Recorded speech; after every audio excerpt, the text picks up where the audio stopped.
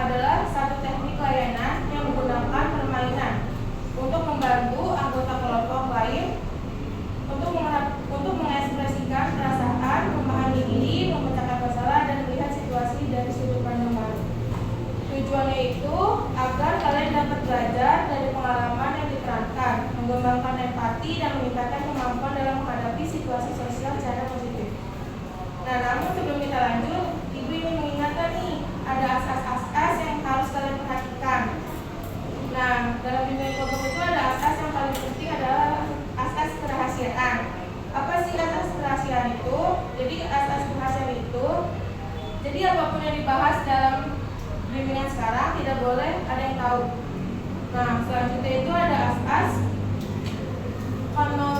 konnormatifan. Artinya kegiatan ini kita harus tetap sesuai dengan norma yang berlaku bagi norma agama, sosial maupun kesopanan. Jadi kita saling menghargai, tidak menertawakan dan tidak menyinggung satu sama lain. Oke, sebelumnya lebih lanjut, sekarang supaya lebih akrab, mari kita perkenalkan terlebih dahulu.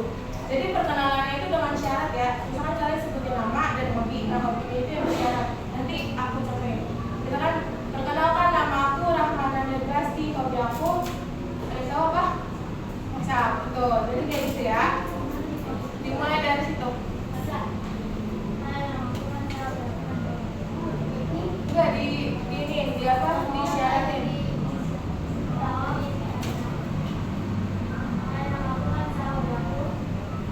Ayo tebak teman-temannya apa? Oke, lanjut.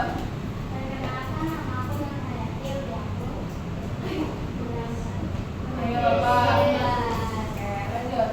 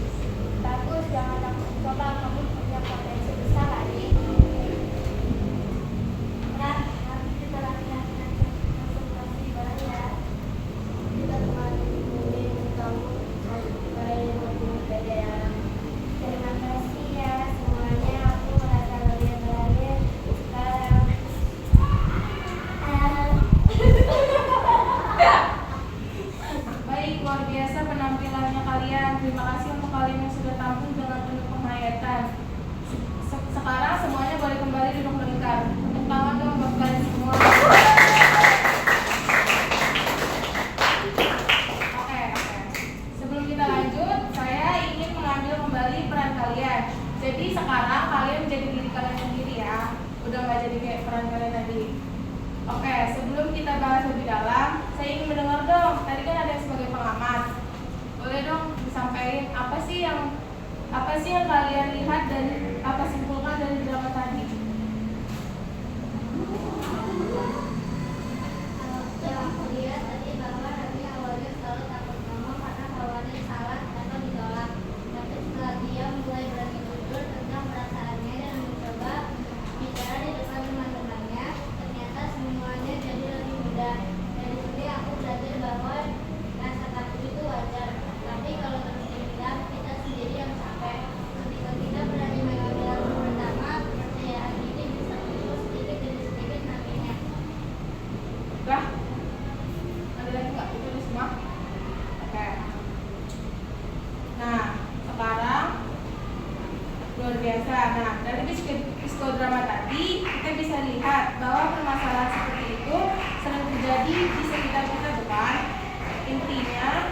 Intinya kegiatan ini supaya kita belajar dari pengalaman, memahami perasaan orang lain, dan mencari cara menghadapi situasi dengan bijak. Kadang bahkan tanpa kita sadari, melalui psikodrama tadi kita bisa merasakan langsung perasaan atau hal yang terjadi di sekitar kita. Oke, sekarang mari kita diskusikan bersama. Ibu akan menanyakan satu pertanyaan sama kalian. Nanti kalian yang bisa jawab ya. Jadi apa yang kalian bisa dapatkan sih dari drama tadi dalam kegiatan sehari-hari, dan bagaimana perasaan kalian nih setelah melihat drama tersebut?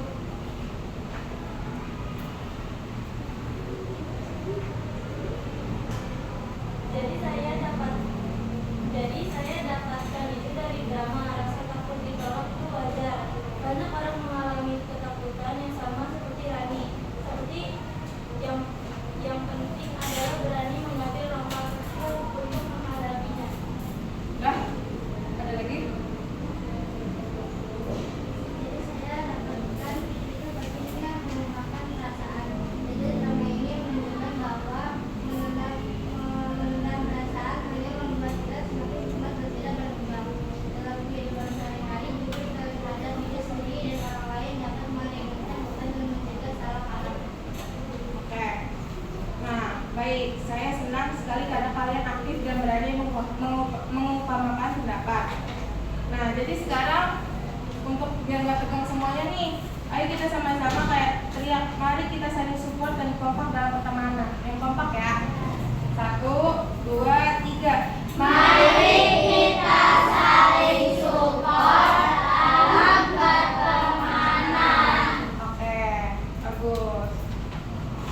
Nah, sekarang sebelum mengakhiri di sini ibu ada kayak instrumen evaluasi. Kalian boleh isi, nanti dicek saja ya. Nih, mana ya? Cek saja sesuai yang kalian tadi rasain, oke? Boleh diambil.